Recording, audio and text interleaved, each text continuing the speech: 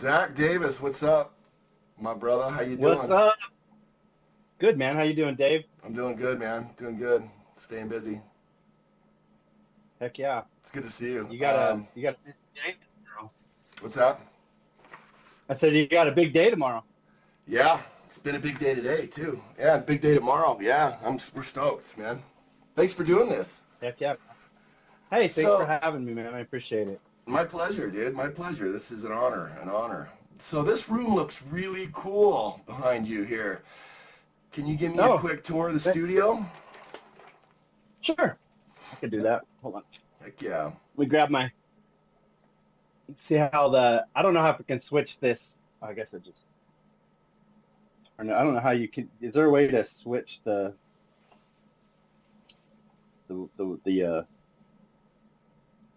cameras? I guess there's no way to do that, huh? Probably, So but you could just shoot it at stuff and we'll wing it. It's fine.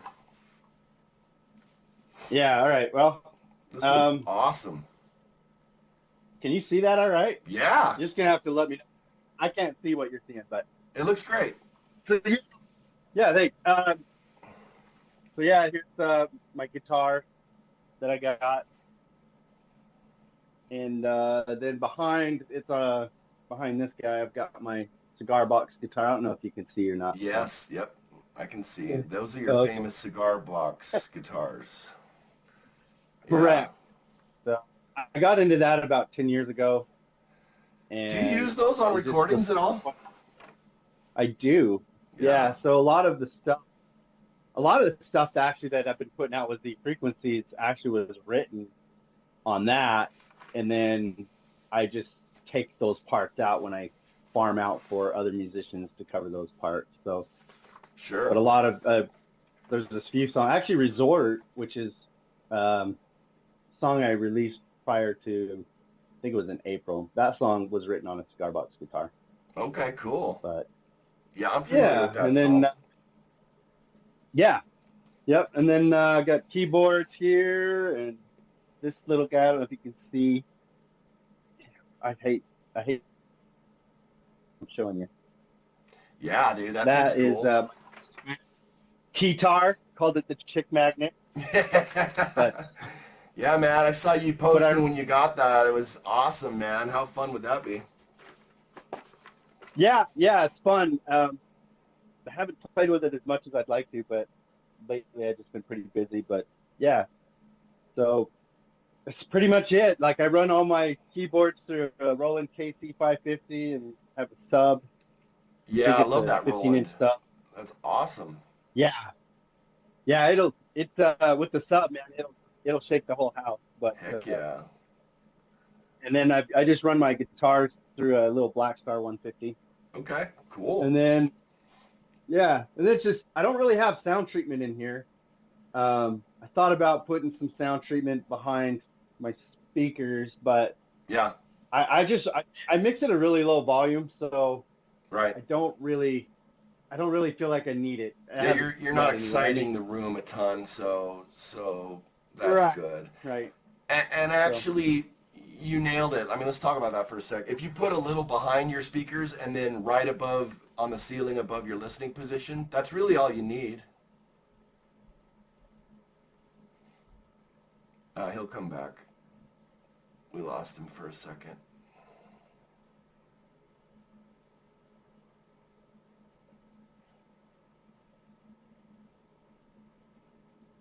There you are. there I am. Hey, I was just saying that so very subtle treatment would be, like you said, behind the speakers and directly above your listening position on the ceiling. That's really all you need yeah, for a little bit I of thought tightening. about doing yeah, but That looks yeah, and this is good. just this is my control panel here. It's nothing fancy, but And what DAW I are have you in? this little. I use Mixcraft Pro. Mixcraft Pro. Okay. Correct. Yeah, I don't even know. It's kind of an unsung hero. Not a lot of people know about it.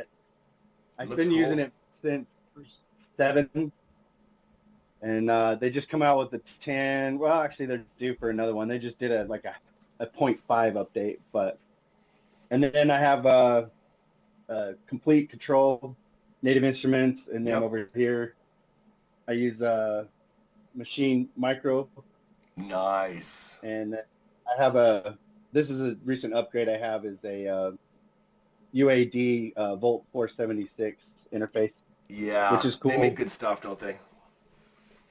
They do, yeah, and this one's cool because it's got a 76 compressor preamp. It's got really good preamps with the 76 compressor, and then it also has a coloring Oh, compressor yes. on that. So yeah, and then the mics that I use, like obviously I have this, but I don't really use that. I use that for like scratch tracks Uh-huh. and like doing podcasts or whatever. Uh-huh. But then this right here is I have a Rode NT1, the second generation, Yeah. and it has the USB. It has a USB port, which actually does 32 float, which is cool. But I tried playing with that a little bit, and I tend to stick with just the XLR input. Sure. And then forgot to tell you over here. This is my new toy right here. I got this guy. It's a Telefunken M80 Ooh, Performance nice. Dynamic mic. Yeah, so that one it's cool because I had to custom order it. They don't make them like this. He had to special order it, but I wanted it all purple. That's awesome. So yeah, with going right into your interface with that 1176 built in, that's a pretty good chain right there.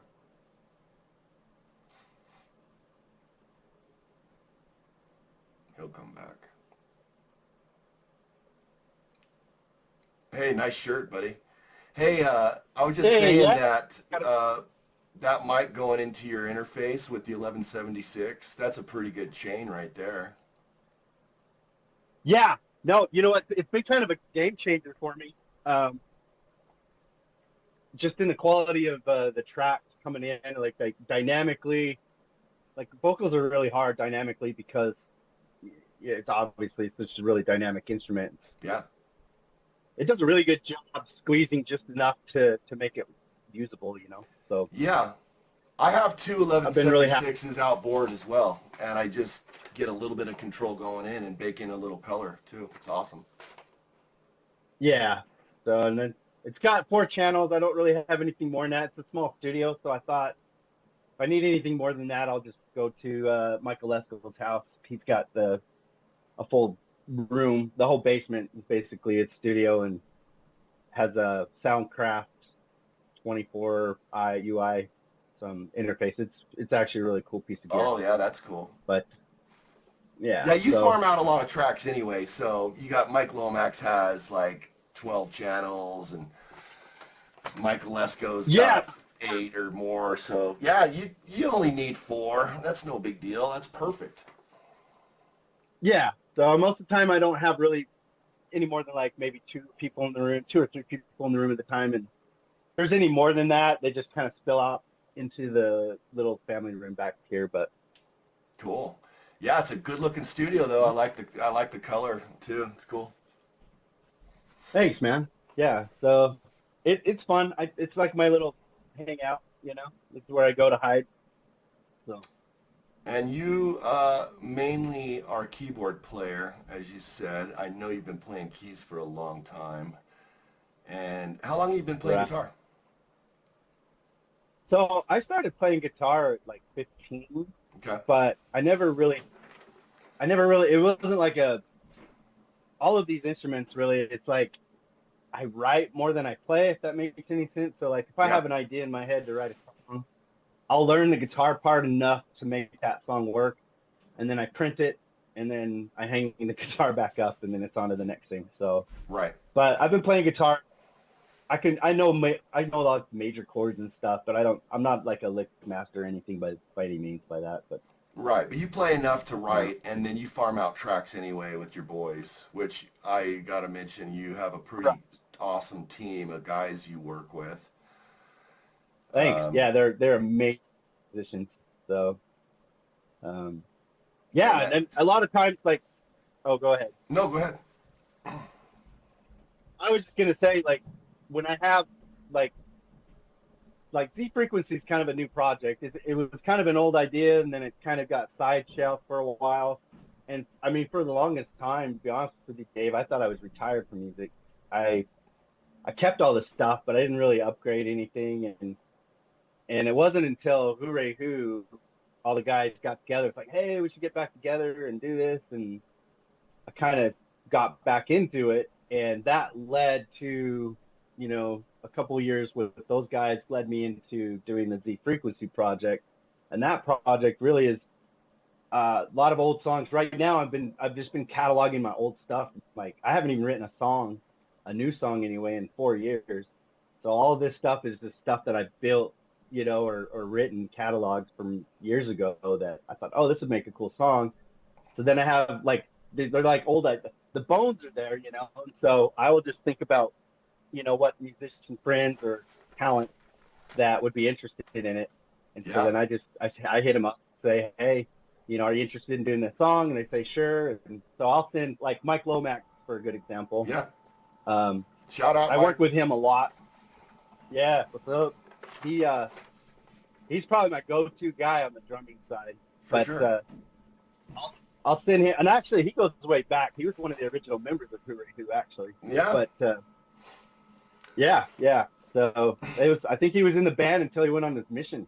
I think. I can't remember. But anyway, so I'll send him the song, or I'll send him the song. He sends it back, says, yeah, I like it. And then so I will take out whatever, usually it's a drum loop or something, just something to keep. It's like a metronome, glorified metronome. I'll take all that out and then send him a track without the drums in it, tell him the BPMs, the sample rate, whatever. Mm-hmm. And he just does his own thing and sends it back to me in a WAV file. And so then I take those drums out, I plug his in, and now I've got drums. And then I'll do the same thing with guitar. I'll send the guitar out. If I have like a cigar box guitar riff, I'll say, hey, just so you know, I'm taking this out. Add your own thing, add your own flavor. And most of these guys have their own studio. So they just do their own, they do it at home and then they send it back, and I just plug and play. I mean, I think you do a lot of that with Freak too, don't you? You're absolutely right. Yeah, that's how Nick and I work, for sure. Right. I mean, how else are you going to work when, he's across the pond or across the other side? Yeah, he's 2,300 miles away, and then, our mastering engineer is across the pond. Shout out Trevor Noakes, Music LT. Actually, it's funny. I just saw that before we came on, so it was cool. Yeah, he's so awesome. What do you do for mastering? Yeah. So for mastering, everything I do is in the box, and for mastering, I use a couple of plugins. I've kind of gotten lazy. Like, I used to be real into it, and it's I don't know. For me, like, mastering is kind of a whole different animal. It is. So for sure. I use Ozone 10. It's one of my main plugins, and then I'll use like a Uline meter to make sure I'm hitting the levels right. But Ozone does a great job. Like, ever since I've been using that, it kind of takes the work out of it. It's got an AI features that just, it always sounds better than anything I could do myself. And I mean, I'm sure if I was to farm it out or whatever, I could maybe get it better. I don't know, but everything that I've heard, everything that I've done with them so far, it's like, that's really leveled up the sound quality, But usually my process is I'll do a mix and I'll leave it about -6 dB, and then I'll save that file.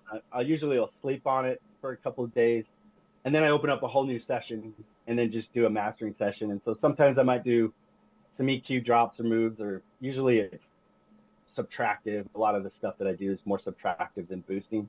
But agreed. Yeah, that's cool. That's pretty much. Who do you bounce?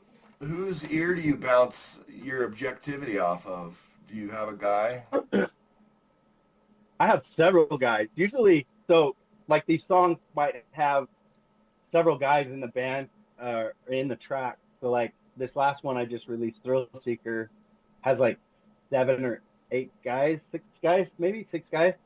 And I'll send it all out to them before I print and say, hey, here you go. What do you think? And then a lot of times it comes back, I love it. Or, like if a guitarist is listening to something, like they'll say, hey, can you turn that up or turn this? It sounds a little muddy over here or whatever. So I get that whole entourage of guys. Plus I send stuff to Jeff Huso. So usually Usually most of the time it's if I'm making a major error, you know, and I just can't hear it, then they'll call me out on it. But Yeah, somebody generally will they're catch like, it. yeah, Yeah, yeah, for sure. yeah, you know, Well, I and didn't even think about that. Yeah, if I may, your stuff's sounding really good. I mean, you got a nice mixing style. You got your bed of vocal tracks. You've got, you know, me and Trevor just talked about this. He's doing very small EQ moves for me, and it's usually in the 200, 300, 400 range. Takes a little of that out, puts a little air in, and a little bit of width, and he's really good at controlling low end, and away we go. yeah. Well, to me, mastering was always, it's always like it's like the polish, right? So mixing is the main thing, and then mastering to me is just it's just lifting it up enough to where you're like, okay, that sounds like something I hear on the radio. It's polish, you know, like that's all you're really doing is just polishing the track. And Absolutely. in order to do, you don't want to do major moves. Like most mastering engineers I talk to, they're like, if you did anything more than negative 3 dB, they're like, whoa, you know, like you're in the mixing range now, not mastering. Yeah. So Yeah, you got to go most of their revisit the stuff is mix if you're making moves that big. Yeah, you got to go revisit the mix for sure.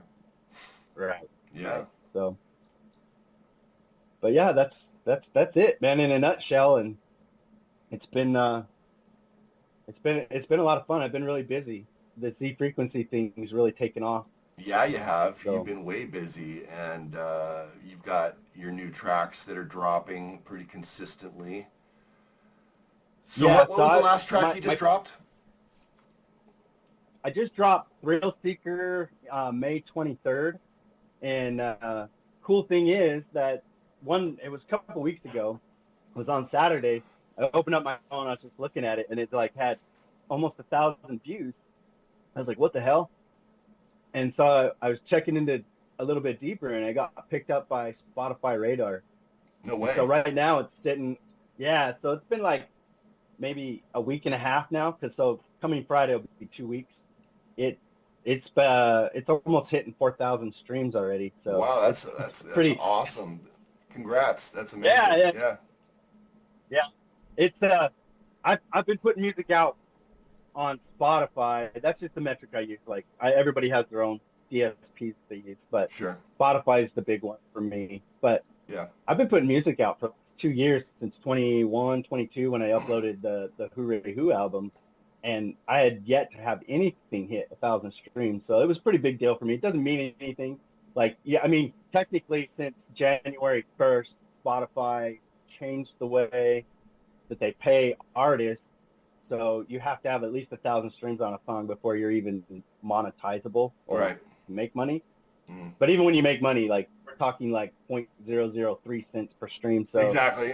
you Exactly. know, yeah, it's not. It's a vanity metric, you know, but it's like that hurdle, that dreaded, you know, under 1,000. Like you see, like I thought I would see that forever, you know, and I was gonna start doing more YouTube stuff, and part of my thing was I was gonna do like, you know, my journey to 1,000 subscribers and being monetized on YouTube, in addition to having 1,000 plus streams on Spotify. And I haven't even put out one video yet. I already hit that 1,000 on Spotify, so Yeah, I I'll have to think you'll get change some maybe five. quick traction when you start your podcast for sure. I think that'll, and I want to talk more about that. And I just want to say I get it. I get it. Like the metrics are important. I found that comparing myself rather not to other people but to my past projects is really where I get the good information. You know, I think comparing myself to other projects kind of rips the joy out of it for me. But I like to market test myself against my older projects, and that's kind of I like those metrics for me personally. Well, sure. I mean, I think when you listen to your older stuff, especially being an engineer, you know, like you're constantly evolving. Like my stuff that I mix now sounds completely different than the stuff I was mixing a year ago with, you know, the Hooray Who stuff. So, Mm.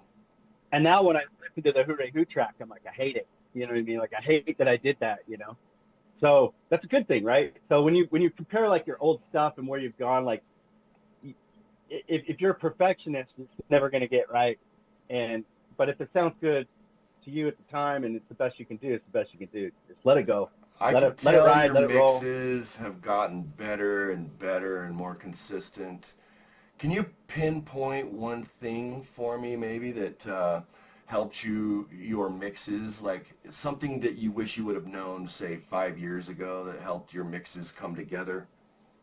Can you pinpoint something? Yeah, sure. One of the big game changers for me was learning how to static mix, and less is more. Like, so when you first get a DAW and you start looking at plugins, you start going down that rabbit hole. Like, oh, this is a cool plugin and this is a cool plugin, and I'm self-taught. Like, I I went to YouTube University for most of this stuff, and I've listened and watched hours and hours and hours of great advice mixing, and engineering. Like even Warren, there's Graham Cochran, there's Joe Glider, like there's all these guys. I've even I just was soaking it all in, and I'd get this great idea, and I'm like, oh yeah, and I apply that, and and try to learn all that stuff, and you find yourself overcomplicate or over mixing, really, and then you feel like the need to add a plug-in to every single track, or I have to add compression, or I have to add EQ, or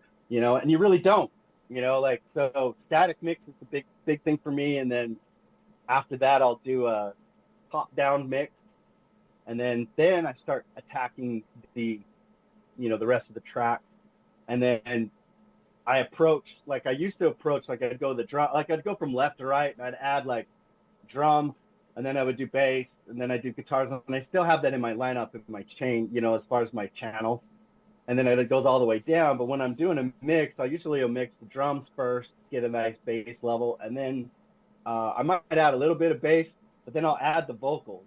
And the vocals is where everything else needs to sit underneath for me. Like Yeah.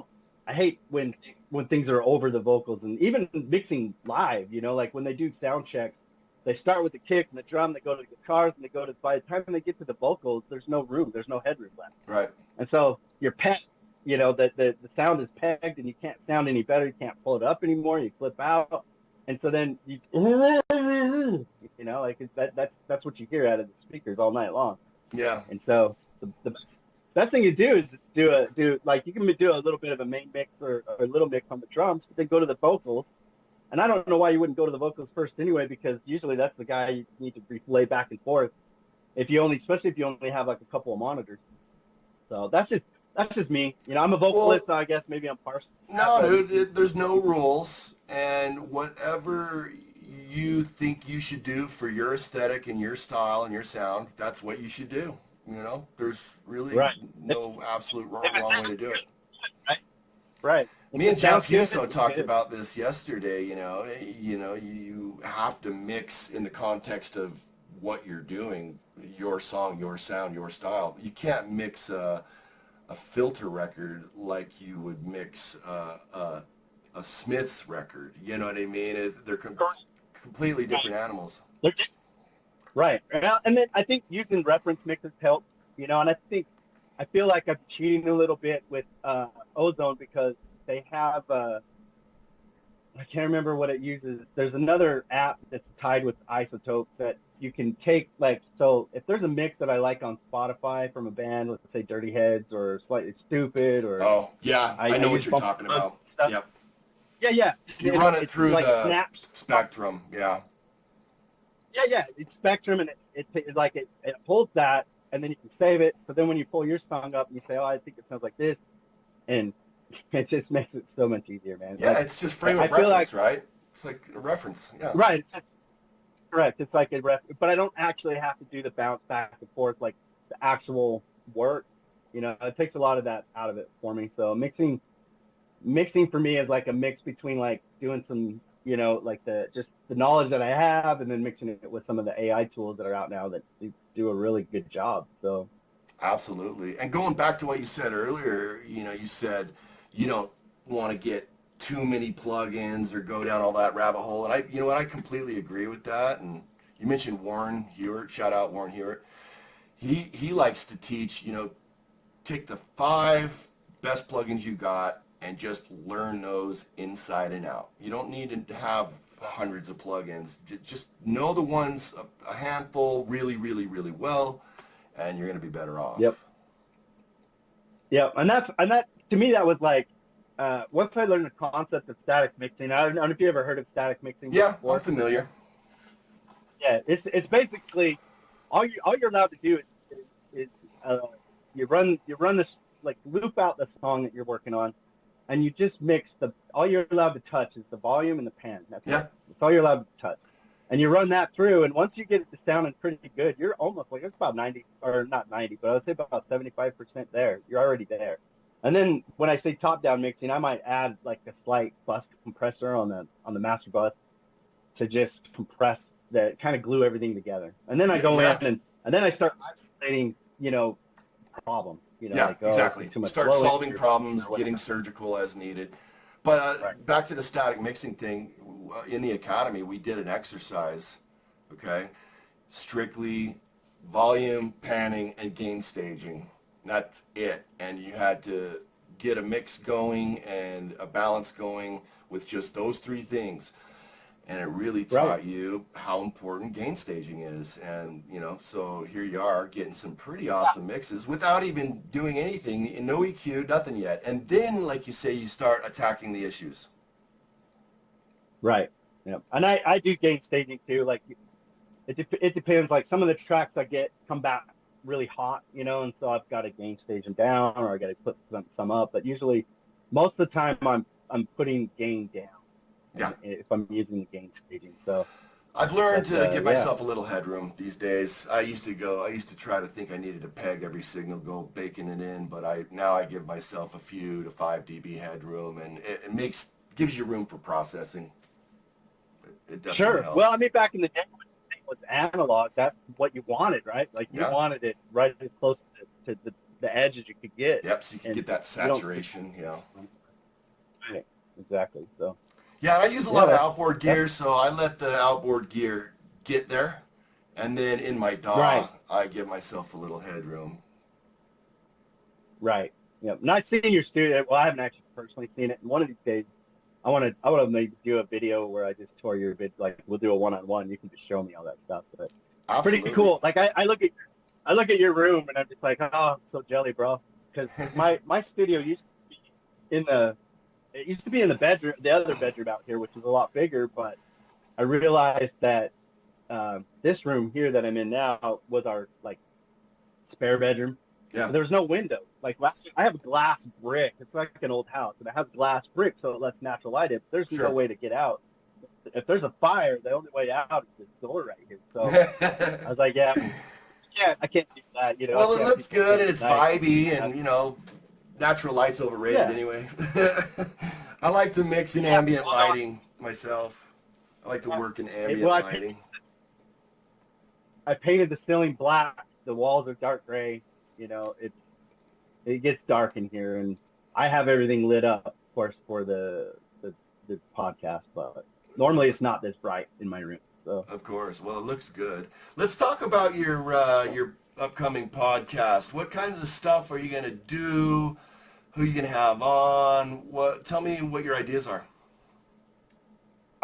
So the podcast, I think it's going to be based on not just like a little bit of everything. It's all going to focus with music, right? So whether it be, how to deal with managing in a band, how to, do recording, live gigs, like any sort of input in that whole spectrum of being a musician, whether it be a home studio or a big studio or those sort of things. And I'm going to do my best to try to get some people on that kind of like what you're doing, like I'll probably going to start with someone like you and a couple other guys that, and then go from there. But I like your idea about marketing and stuff. I think because you are good at that stuff, like consulting in how to self-promote, marketing, all that stuff. Right. Well, and it's important. Like, so today, it used to be like, so back in the day when, let's say the late 90s, when Hooray Hoo was at its prime, we didn't have cell phones. We didn't have, I think we barely had internet. you ran flyers everywhere. Like you drove around and posted up flyers. You had like a mailing list. You'd send postcards of your shows. Yes It's Printing. Shout out Yes completely Printing. Barlow's. Matt Barlow's family. yeah. Remember how often we were there I copying flyers? I mean, you know, I've been gigging together for 30 years, and I still kept all right. those flyers. If you go look in my live band room, you're going to see a lot of your old flyers. You've probably seen pictures of Nice. them. Yeah. I may have. Yeah. I've got a couple that I've kept, uh, but yeah. So today it's different. You know, like you can't. It's not just enough to be a musician. Like you have to be a social media manager. You have to be a videographer, a photographer, a graphic designer, marketing agent. You have to wear all these hats in order to be successful. And unless you have the money to pay for that stuff, you know, and most people don't. So I think the whole podcast is going to be kind of from that perspective, like, hey, you know, I'm on this journey, and hopefully you can gather some followers that are in the middle of that journey as well, and just kind of bounce off that community, you know. So Yeah, listen, I community is everything in what we do. Okay, I've learned this through the academy through the last 4 or 5 years, but community is absolutely everything. You get a lot farther when you bring everyone else with you, and they bring you with them. It's community is a big deal, bro.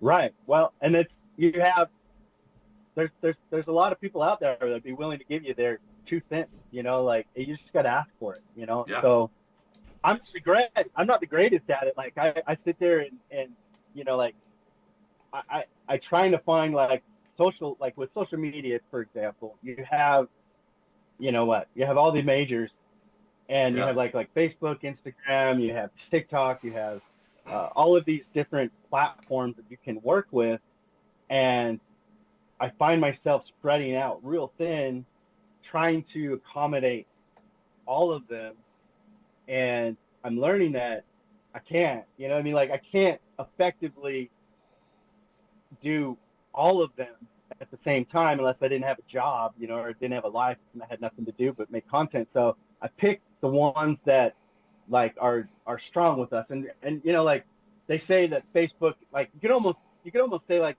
the different social media platforms are based like demographically on age. So like you have Facebook, which is like the boomers, the Gen Xers, they use Facebook, and then you have like the millennials that are into Instagram, and then you have TikTok, which is kind of like the younger kids. And I'm not saying that's like a box that you have to fit in. There's obviously cross on all of that, but generally that's where I get most of my community, you know, interaction is through Facebook, and then Instagram, and then TikTok. So, but when it comes to TikTok and I try to make content, I'm like, I feel like I'm lost, man. Like I don't know what they're doing that makes something blow up or go viral, whatever. And like, I don't know. And then part of me is like, I could sit there and study it, but then I kind of throw my hands up, like, you know what, screw it. I'll just work on Facebook or whatever. So I feel the my same way. advice really, yeah, I just pick one. You know what I Yeah. mean? Like pick one that you're really heavy on, and then have an alternate that you kind of are secondary. You're like your secondary platform that you play on, and then you can maybe once in a great while post all those other ones just to keep relevant. You know? But Yeah. I mean, yeah, like you said, Instagram, your Facebook pages, and YouTube, you know, and then dabble oh yeah, in TikTok or whatever but else. But those are the main three. Do you delegate anything ever as far as I like tried marketing that. stuff? Right. So I tried that with Hooray Hoon, and it, I sat everybody down. We had a meeting. I'm like, look, guys, if we could get, you know, we have 8 guys. I'm like, if you could do this and you could do this, like it'd be so much, we'd be so efficient, you know. But Yeah. I gotta be honest with you, dude. It's like I've learned that, and I watched. There's a guy on Instagram called Bacon Bit, and he just kind of gives advice. He's got long hair. He always has a cigar in his hand. But he gave this advice on a reel, and he said, look, he says, when it comes to bands, most of the time you're going to have 1 or 2 guys that are really highly driven, right? The rest, they're just going to show up, maybe complain a lot. So, and now he's like, that's just the way it is. You can't really change that. So, in answer to that question, so I presented that, and I got frustrated that it didn't work out that way. And then after watching that reel, I was like, yeah, it's pretty much it. You know, most bands are like that. You have one guy that does pretty much all the work, and then the rest of the band just kind of, you know, shows up. Yeah, naturally, you So, know that I can relate and feel you. And you guys had a good run, man. That was a really good run again. So, you know, cheers and well, props for that. yeah, we're not done yet. It's not like Yeah, we're just we're just taking a break. Like I wouldn't say that there's, you know, it's the end of Hooray Who. It's just it's logistically a nightmare to try to get 8 guys together to rehearse, let alone get a show together or so. yeah. There's just It's not easy. it's just really no. And we were only practicing like every other Saturday, Yeah, and a lot of times we would always be short a guy, you know, like just couldn't make it, you know, and yeah. so a Yeah, lot of man. the It's stuff we hard to do is, organize you that know, kind of thing, especially with that many players. And you know, you got a lot of great players in that band. I mean, you know, what a stacked group of guys. Chris and Jeff and all of them, man. Wim Becker, Yeah, Wim. yeah, Shout out. even Brian Bird and you know, like Matt, you know, and Mike, and yeah, it just goes on and on and on. I love all those So guys. I love all I those guys. I love Matt too. Shout out. What's up, Matt? Hopefully he's gonna what's watch up, this. man? He will. I'm pretty sure he'll watch it. So, but yeah, so I during like that like realization for me, this is about a year ago. So about August time last year, I started thinking like, you know what, this is probably as good as it's gonna get. In fact, I got a song coming out called Good as It Gets. But I started like thinking like, you know what, this is, you know, as much as I wish that Hooray Who was this heavy working band and we were playing gigs all the time, it's just not, it's not in the cards for them, you know. And I I finally like, okay, I just got to let that go. And instead of being frustrated and just like, you know, throw my mic down on the ground or mic drop and say I'm out, you know, I just said, you know what, I'm gonna back off. We're just gonna lay low. If we have something come up, let's explore it. If not, you know, so I think we're just kind of more like a reunion band at this point, you know, like kind of we'll come out once a year, twice a year and say, hey, come check us out and just do some of the old stuff. And I told the guys, I'm like, I really didn't care if we ever write new music anymore because we've got such catalog. We could do show after show after show with some of, you know, like we got 25 songs or something in our catalog. So yeah, Yeah. and then that's kind of where we're at right now. So we're on kind of a hiatus, but with that, I started thinking, well, that isn't going to make me happy, you know? So that's why I started Z Frequency. And the Yeah, whole premise absolutely. behind that was, yeah, is the whole thing with that is it's all going to be controlled through me, you know? So I farm out, you know, like, or I'll hit guys up on certain songs. Hey, do you want to be on this song? And they say yes. And then, you know, if they agree to it, like obviously I don't have a lot of money, so I give them full credit, and I'll do a split on any streaming royalties that they get. And most of the time, the guys are just cool to be a part of it. And so that's what I can offer them, you know. And but it's been working out really good. And then I don't hold them to anything beyond that. So they, you know, they work on that song, and then they bring it, they send the tracks back, and then it works out for me because now I have a stems of all of those tracks. So when I do plan on playing live, probably next year sometime, it doesn't matter how big the stage is. It doesn't matter how many members I have. I can do I can just take out the stems of whatever members are there. So let's say I have a drummer, a guitarist, myself, and Matt. You know, so I'll Yeah. take out the drums, I'll take out the guitar and the horns, the vocals, and there you go. Like the Yeah. rest will be backing tracks. Yeah. You like Yeah, what Jeff and I were talking about yesterday. Similar. You can correct. use Yeah, the backing tracks and still do a performance whenever you want. That's a killer right. And idea. I could do as little as myself, you know, and just one man band, or I could do a full band. Like at the point you got everybody, then you don't really even need backing tracks, you know. So I wanted to be able to accommodate that, and I think there's going to be a group of musicians that are into the live stuff that maybe not do the studio stuff so Yeah. much. So, and I'm not going to hold any of the members that want to do live stuff. I'm not going to hold them to anything beyond that show. So if they want to do a show, I'll say, okay, here's the playlist of all the songs that we'll already have. Like I'll create a custom playlist of the tracks that will be on that set list, and just take out whatever instrument that they're playing. So they have their own little karaoke mix, and then I'll say, hey, you got 2 months to figure out, play your lines, and then we'll get together maybe 2 or 3 times before the gig, and then play the gig. And then after that, you're not required to do another gig unless you want to. So it's kind of I'm going to kind of approach the live stuff the same way I approach the recording stuff. Like I just farm it out. Yeah, you know what, song dude? by song. I'm in a very, very similar headspace as you these days. It's almost to a T the same. I like to have a performing band on the side, but I gotta have my other projects, L-Town Productions, just like Z Frequency. I can do these other projects and collaborate, and there's no pressure, on either side. So it's actually funner now than it ever has been for me personally. Because the pressure's gone, man. Right. Well, and I think a lot of the guys that are in this, they're like our age, right? So they have jobs, they have families, they have lives. They can't, they still want to do music, but they can't just up and just start, committing, twice a week doing rehearsals and that sort of thing. So they really like it because there's no pressure, and most of the songs that I send out are like 3 to 4 months in advance. Yeah. So like right now I'm working on songs that are coming out, near the end of summer. So I always give them plenty of time, like I don't pitch a song and be like, okay, can you get it to me tomorrow? Oh, 2 sure. weeks. Like I usually, you got a couple months to work it out. And so far it's worked out great. They send the tracks back and then they hear it, they hear it on the socials, they hear it on playlists or Spotify or Apple Music.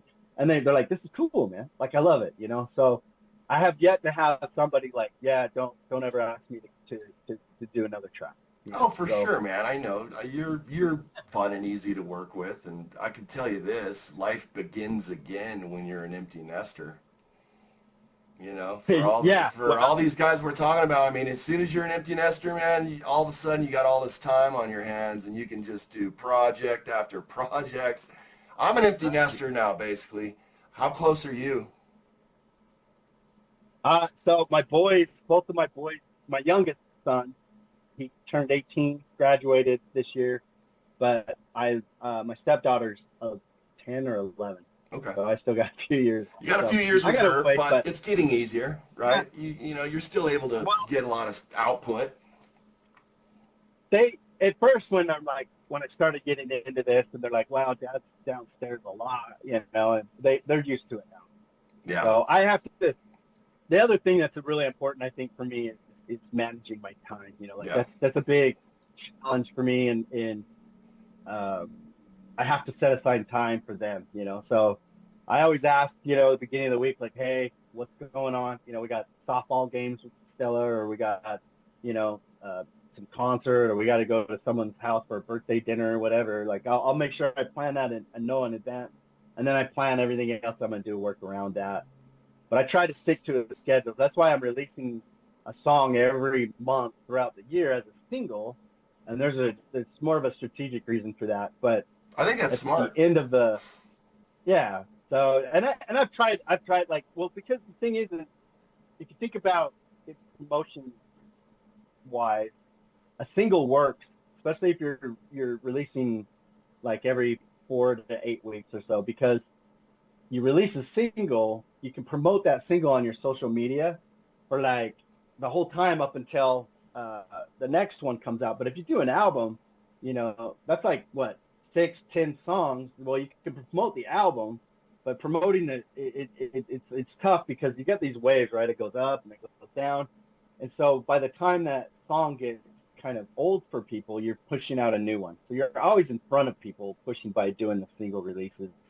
To where if you put an album out, it's like you push the album, like, cool, it's an album, and then you have to wait like all year long or 2 years or however long it is to put out another album to push. Mm-hmm. So you can only do so much advertising on an album before it's like, yeah, we already know, So, but that strategy works really well for what you do, and I think it's working good for you. It's fun to watch. Yeah, I don't have anything against albums. I wish they did more albums. I wish, because that was part of fun growing up was going to the record store and buying the whole album, checking it out. Like you had the whole song. You discovered all these songs that did play on the radio. Like I miss that. But at the same time, if like as far as when it comes to DSPs and streaming, until they change the game, that's kind of like where it's at. Unless you're a really big artist. It's like if you're a big artist, then it makes sense to do an album because then you could do an album, it gets pushed, and then the next you could go a year without doing any sort of promotion or whatever. It doesn't matter because when you put out that next album, everyone's gonna jump on it, so they already know you. But when you're first starting out, like or if the you're like attention Freak span of Breed people, and you just don't care and you just want to put out an album because you want to put out an album. I mean, a right. giant body of work, 12 songs, but we're gonna follow it up with another Right. 12 immediately in the fall. Right. Well, So, there's no but we got rule. nothing to lose, so who cares, right? Right. Right. That's It's kind all of the good, fun, man. adventurous aspect of it as well, I actually. I'm still gonna do the album thing, but the way I'm releasing it is so I'm doing singles every month all the way up till October, and then October I'll have 3 songs that I'll release together, like all at once, and then in addition to that, I'll tie all of those singles up underneath that as an album. So there'll actually be an album Yeah. at the end in October. There'll be an album, and then the Awesome, next man. year, I won't do anything till January. And then I'll start writing. That's actually when I'm going to start writing some new stuff, and I feel like it's going to go a little more electronic in nature. Cool. But we'll see. We'll see. So, I mean, I'll tell you, anyway. it is intensive when you're working on a large body of work like that. But again, I'm an empty nester, so I had the time. I was working every night. I was doing 2.5 hours every night, and I would take like Saturday night and Sunday off, and I would still work Saturday night because I wanted to, because it was fun, right? But so I was probably working 6 nights a week, and I still am, but it's purely for the music and the joy. That's it, Right. Well, it has to be, like if it doesn't, if it's not because of the passion, then it shows. You know what I mean? Like, I don't know. I think you can emotionally feel music when it's just kind of thrown out there versus like emotionally put in, even my own stuff. Like there's some songs where I'm really passionate about it. And then there's songs where I'm like, yeah, it's kind of cool. Like I love all my songs, but you have your favorites, and I think it kind of ebb and flows. So, but yeah, if you For put sure. your passion and dedication in it, then it shows. Like I love the fact that you guys put out an album. I think it's great. I'm kind of like, I would love to see more of that, like I wish that there was still that drive for even CDs, Yeah. like you take the CD, you have the leaflet, and you could all the lyrics and pictures and It's a stuff. bummer, It was huh? part of the fun of it. Credits, album cover art. Yeah. Correct. Yeah. Which is why we're going to do a it told vinyl us- eventually, but, And then I like to use the Carly Simon, Joni Mitchell example as a metaphor, which is she said she writes 300 songs, okay, throughout the year to get those 10 gems, So like Right. you, like us, we're constantly writing, then the gems emerge. And so I feel that that's true. You got to write 300 songs to get a really solid body of work. And some of them you shelf and you revisit, but the ones that are obvious, you really hone them. And that's how you get good stuff. Yeah. Well, like even this, before I started any of this work with the frequency, so a year ago, I started listening to all my old catalog, and there's probably 30, 40 songs that I went through, and I picked 12 of the best ones, the ones I thought would work. And those other, 25 or 30 that didn't get picked, they can still sit there forever, or maybe one day I'm like, oh, that was actually pretty cool. I should do something with that. But yeah, and if you're writing enough, then yeah, like if you're not writing enough and all you manage to come out with maybe 10 songs in a year, well then release those 10 songs. Like put some stuff out. I mean, obviously do your best, but my encouragement is, it's the same thing with YouTube. Like I'm always hung up. Like I really want to grow this YouTube channel. I want to do the podcast. Like there's so many things I want to do, and and I get hung up on just, put the video out, dude. Put it out. It's gonna suck. You know what I mean? Like, and you get hung up on that, like it's not great or it's not, like I'm not good enough or, well, of course not. But you got to just push record, and just let it go. So I'm reshaping my whole mindset around that. I used to do like this channel called Dad Bod Motovlog, and it was all about like motorcycles and e-bikes and stuff. But I started to get the hang of it, like I started to really get my groove, and then that's when Hooray Hoo, well, I injured myself, and then Hooray Hoo started and kind of shelved that project, and I probably will forever. But I thought, well, I'll just do the YouTube thing through Z Frequency. So kind of like what you're doing, L-Town Productions, you're putting out videos, you're doing podcasts, you're doing all the same stuff I'd like to be doing. So. Well, I'm excited for your channel too, and like you said, activity breeds activity. So you just keep chipping away. You're gonna get traction. I know you will, for sure. You're gonna get. Right. You're having a great year. Not to say you're already having a great year with your releases and everything. And so I'm excited for the channel, man.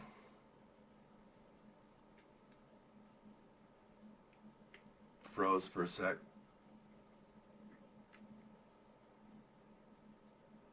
Look at those features.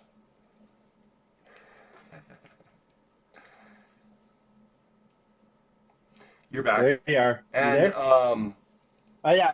I'm excited for your channel. Yeah. Thanks. Yeah, my goal this year was for Z Frequency was just to grow, like just put music out, grow, do what you can, learn what you can, like advertising, the whole marketing thing, that is like kind of new for me. And I don't know if it's effective or not, like I just looked at I would say so. You're getting good traction on those drops. So, I mean, you're doing something right. Yeah. Like I'm kind of winging it, until something happens. But my metric goal is like, I want to see if I can grow beyond what Hooray Hoo was able to do. And I think I've already hit most of that. So yeah, like I'm having fun. I'm having fun again, man. So yeah, that's probably it. Like I'm almost to the borderline obsessed. Like I'm constantly looking at like new gear, especially camera gear. Like I'm getting into that and brainstorming ideas. Like I want to start getting into like merchandising even and graphic designing and video editing, all that stuff, man. Like it goes beyond. Like my ultimate goal, honestly, is I want to be able to become self-employed by just making enough money to live. I don't need to be rich, but if I can make enough that I can be self-employed, because I always wonder, like, just how much I could get done if I just had that free time, like the amount of time I spend at a job. If I spend it down here in the studio, like imagine how much more you can get done. So absolutely. That's my goal. So I put a 5-year goal to reach it, and hopefully I'll get there in 3. But it's not just streaming; it's live gigs, it's merchandise, it's YouTube. If I get monetized, it's selling, physical CDs. It's whatever I can get my hands on. I'm going to go for it. And part of the YouTube channel will be kind of like sharing that journey. So yeah, there's more to being in the band. Like there's going to be more to that. There is, yeah. I mean, just singing or just playing drums really just isn't enough anymore, Right, right. And right. you mentioned it earlier when you were talking about balance, and you got to have balance in your life. Sometimes I think if I was doing this full time all the time, I might not enjoy it as much, So I try to have some balance, like you. With a family, you got it, right? Right. I mean, I think if you're gonna go down that path where you're self-employed, you have to stop treating it as a hobby at that point. Like you got to scale up. It's got to be a business. You can still love your job. Like I don't think there's and if you're getting burned out, I think then it probably shouldn't be doing it full time anyway. You know what I mean? It goes back to scheduling, right? Like having a good regimented schedule. Right. Well, time management. Like it's easy. Correct. Like if I were able to quit my job and I put in my 2-week notice if I work and say, yeah, I'm self-employed, yay, and then, if I'm not waking up at the same time and bring in my cup of coffee down here and start working, then yeah, like I'm going to fall quick. So you got to have like, you're basically, you still have a boss. You still got to answer to somebody. So at that point, you're answering to your customers, right? You're answering to those streams of income that you need to sustain yourself. So everybody has a boss, you know, you're just changing the way you look at it. Yeah, you're your own boss at that point, right? Right. Yeah. You are your own boss, but nobody's going to fire you, right? But if Right. you don't make enough money and you don't do the job, then, you know, you're not going to make any sales or you're not going to generate any revenue, then you're firing yourself basically at that point. So, Well, obviously, to hit the finish line, I really had to manage time. I had to have a consistent schedule. I couldn't overwork. My ears would burn out. So 2.5 hours especially a mixing. night, plus Yep. vocal tracks and a little bit of tracking with Corey and this and that. You know what I mean? 2.5 to 4 Right. hours a night. But when you're mixing, The man, I'm two and a only half- good for 2.5 hours of mixing because I lose context after that. Well, you get ear fatigue, you know, and that's why I mix at really low volumes. Like, if you were to come in here during a mixing session with me, you and I would be able to have a conversation. Yeah, totally. Good. Yeah, I've been working on that. I'm trying to keep my volume lower and lower. Yeah, dude, I'm going down that rabbit hole as we speak. Yeah, I mean, there's a time you can crank it up, you know, like when you're done, you know. And I take breaks often. Like after about 40 minutes to an hour, I got to get up, take 10 minutes. I go outside or go upstairs and, you know, do whatever, get another drink or whatever I'm doing just to stay away from it. And then, but I won't, you know, like 4 hours to me seems like a long time to be mixing. Like Well, when you're tracking, it's exciting and your adrenaline's pumping, and you know you're tracking, and I like to show my bandmates what's going on, crank it up. But I've made myself not mix that night. I wait till the next night to actually start mixing. Right. That's helped.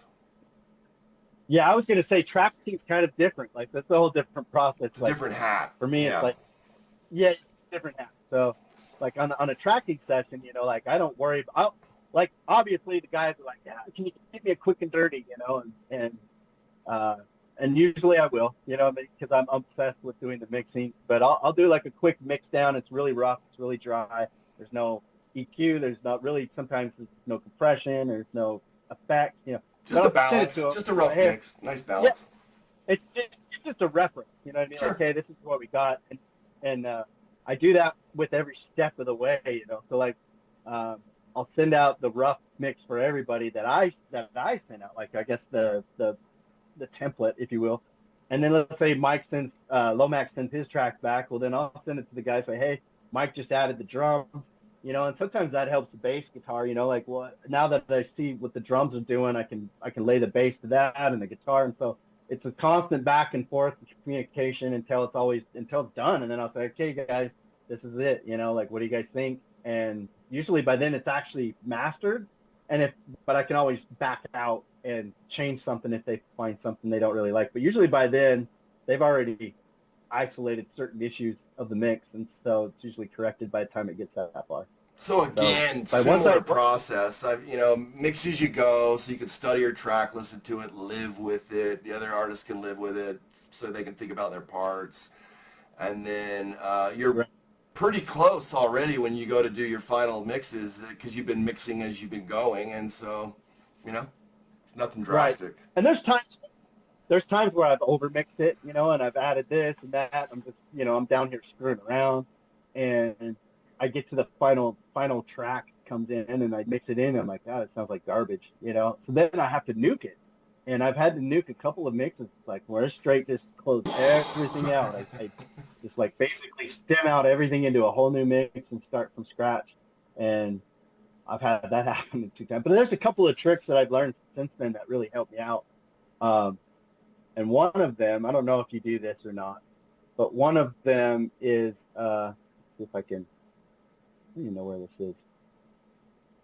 So I send buses. I do a lot of bus work, right? So you have like drum bus, and then I have a parallel mix bus and all of those things. And then you have like the send channel. But I actually have 2 major buses that go to the master channel. So I have a drum and bass that's in a bus, and then I have everything else. that goes into another bus, and those two buses go into the master bus. Yeah. And a lot of times when you're mixing and stuff, a lot of times you're working on something and you go to the next, you're working on something, you go to the next, and all of a sudden you're like, well, now the low end sounds like too much or too little. Well, instead of having to like go through every single track on the drum bus or the bass or the guitar, then you just run those two faders up and down, and Yeah. I'll zero them out and then just kind of bring them back up and slide them back up, and man, that has just saved me. So I learned that trick from Joe Glider, and that has been a huge saver. And now I'll put limiters and bus compressors on both of those.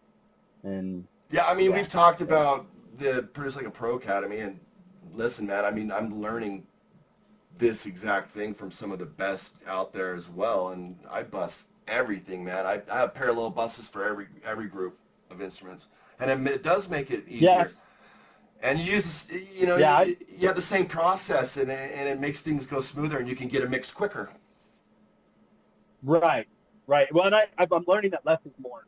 So like with me, parallel mixing, like I usually do a drum bus, and then I will do a side chain on the bass guitar to the kick, because originally, like when Lomax was sending me tracks, he'd send me like every single drum part, and I'm trying to mix it or whatever, but he'd also send me a stereo track of his mix version, right? Yeah. And I'm listening to his version, listening to mine. I'm like, well, damn, dude, like yours is really good. Like, can I just use that, And he's like, yeah. So Yeah, dude, he knows for a how to while, mix drums, and I'm sure he pre-mixed the drums for you to give you a reference of how the drums should sound mixed. Dude, me and Mike had this conversation very, very recently, and actually, I've been picking his brain for years, but he picked my brain on how I was mixing drums, and I told him, I said, Mike, do a parallel bus for your toms, and then I'm doing a parallel bus for my snare. I'm doing a parallel bus right. for the room reverb. I'm doing a parallel bus for the kick. And so I've got 5 parallels on drums. Oh, yeah, 5 parallels for the drums alone. That's how many buses I have on the drums alone. So you 5 different parallel compressions on the drums, is that what you're saying? Yep. Yeah. So insane, right? But dude, it works, man. Yeah. Well, it stuff comes out so good. I told him, I said, just send me the track. So he just was sending me a stereo file, and I was plugging that in. But then I was having some confliction with the low end on the kick and the bass, and I'm like, I can't side chain the bass to that stereo track because it's gonna side compress on the hi hat and the cymbals and all that. So I since said, hey, can you send me 2 tracks? Send me the kick, just the kick drum, and then send me everything else on the stereo track. And so I'll side chain that bass guitar to that kick so they sit together well. Yeah. And yep.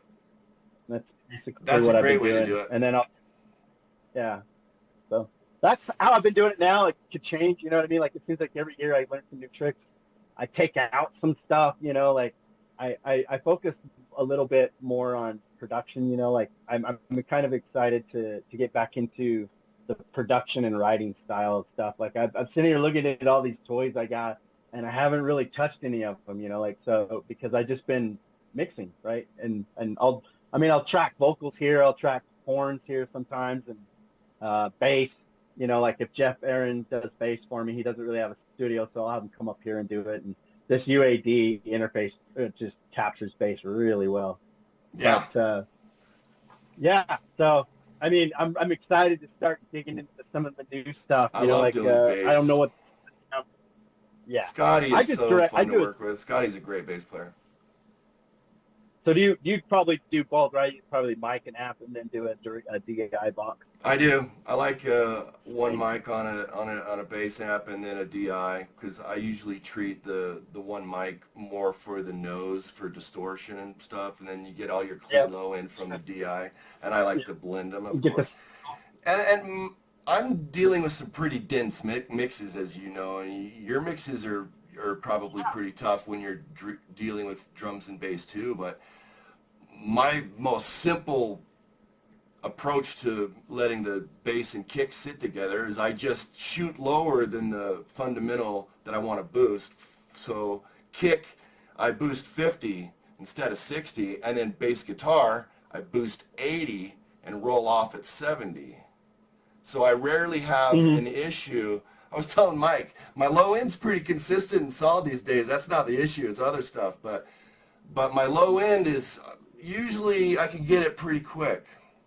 And I mix with the sub as well. Yeah, I do like that. I hear you. You know, like usually my kicks, I sit around between the 50, 60 mark, and then I put the bass at the 80, and then I know what you're talking about, where you do a little bump, just in front of it or behind it to add that. Usually for me, it's the middle. You know what I mean? Like, and then that's kind of where the real mix sits, because if you don't have the mids in your whole spectrum done right, it's not going to translate to what most people listen to, which is like, yeah, you're right. Yep, mids can yeah, get tricky. so In dense yeah, it gets mixes muddy. in rock, dude, if you want bass to pop out in a mix, it's pretty easy. You put distortion on it. there you go, you know? Right. And I And that's boost one way 4K and like 3K, and there's your bass presence right there. So one trick that I learned with bass, not hearing the bass like on like your cell phone, right? So you do the cell phone mix, or you do the cell phone test, and you can't hear the low end because the speaker on those phones aren't big enough to create that low end. Well, what you do is you just do you could either do like a duplicate track or whatever, but you just isolate right around the 900 to 1000K, and you just give a little boost so you can hear it. It's just not going to be boomy, you know, and Exactly. And when you're hearing it in the full mix, it doesn't affect the way it mixes. So, but yeah, that's a great point, and you're absolutely right. And it's the same thing with a kick drum, okay? Because you're not going to hear the subbiness, you're not going to hear 50 hertz on a phone. So I boost 8K and like 3K so that it has presence on crappy speakers and a phone. Right, and when you have the beater, like that snap that hits when it hits the skin, you still have that kind of high end there, but it's still rhythmic, right? So it's important to put that in there for sure, you know. Absolutely. But yeah. So check it out. We're an hour and 7 minutes. It's kind of perfect. So plug what you want to plug. Give me all your plugs, and we'll wrap her up. And I'd love for you to have me on when you can schedule me in. So just want to throw that out there. Absolutely. Yeah. So since we're doing podcasts, I'll talk a little bit about that. I plan on doing a podcast. I have a co-host, Matt Allen. We're going to do several formats. One of them is going to be just me talking, and usually I'll have a subject about music or band or advertising or whatever, mixing. You know, like I'll be able to do like a screen share or whatever, something I'm working on. So it'll be for beginners mostly. You know, like it's going to be in the mindset like, hey, you want to start a band? Here's some heads up. You know, this is what I've learned. This is from 30 years ago. This is what I'm learning now. You know, and I'm not by any means like a guru. But I think if we can all share whatever, and then I'll have Matt do some co-hosting, and we'll do probably a couple podcasts where it's just us talking about whatever. Like usually, I think what we want to do is plug some of the local artists and the local bars, some of the local scene in Utah, and so we might have a showcase if we get permission to throw some music on from different artists or whatever. We could play that, or at least put links out, talk about the album or song or release or whatever, and then the third format would just be an actual interview, whether it be with just me and you, like you and I are doing right now, or if I have the three of us doing it. But podcast, a big one. Working on my YouTube. Support local music. I'm always a huge fan of that. Check out what you can when you can live. You know, like that's where the magic is. To be honest with you, you know, it's tough when you're our age because it hurts at the end of the night, you know, but it's still important, you know. All those ideas sound brilliant. All of that is just killer. So I'm excited. I'll keep my eye out for that stuff. When's the next song drop? Thursday. Okay. So I've got a roots rock, kind of a reggae rock song called Sunsets in Summertime, and it's kind of like it has featured Wim Becker on guitar and bass. Oh, and cool. It's kind of like, it's been described to me like if Leonard Skinner went on vacation to Cabo and sat on the beach drinking tequila. So it's kind of but yeah, it's just a summer anthem. Talk about summer, all the cool shit you do in the summertime. So Sick. um, yeah, I was yeah, just in man. Cabo. I went to So Cabo Wabo. yeah, Sammy I Hagar's want, joint. It hell was yeah. fun. It was fun. That's a destination bucket list for me, as well. But So I have all your congrats on links. Do I have all your links? you do have all my links. Yeah, actually, it was funny because I actually had to email those to myself because I was like, damn, I need to save this Yeah. because I'm always digging them out, So Yeah. I was glad, like, and I don't even know if we answered all of the questions on there, but um, No, yeah, that's what I man, and like. I just want a conversation. That's it. That's you know what I mean. sure. Just Yeah, put you on the yeah, spot here and there, but just have a nice conversation. And so we did exactly what I aimed to do. right. And I'm gonna And I put all wanted your to say links up. Oh, thank you. Okay. Yeah, I would just want to say congratulations on your release tomorrow, right? Yep, Free. tomorrow. Thank you. I appreciate it. All right, guys. Yeah, check it out. It's good stuff, man. So I've always been a huge fan of the free. So Well, listen, I am a fan of your work, and I appreciate what you do for the community, and that's no kidding, man. And so I just want to say keep up the good work, and I got your back, and let's do some more. Let's do some stuff. absolutely. Let's have a good Yep, year. I'll be calling you. Okay, man. Sounds I'll get good. this puppy wrapped up and sent over to you tonight, okay? All right. Yeah. Do I need to stick around, or are we No, good? Or no. Great job, and let's do it again. So we'll talk super soon. Good luck with your new drop and everything else, and let's get that podcast going. I want to see it.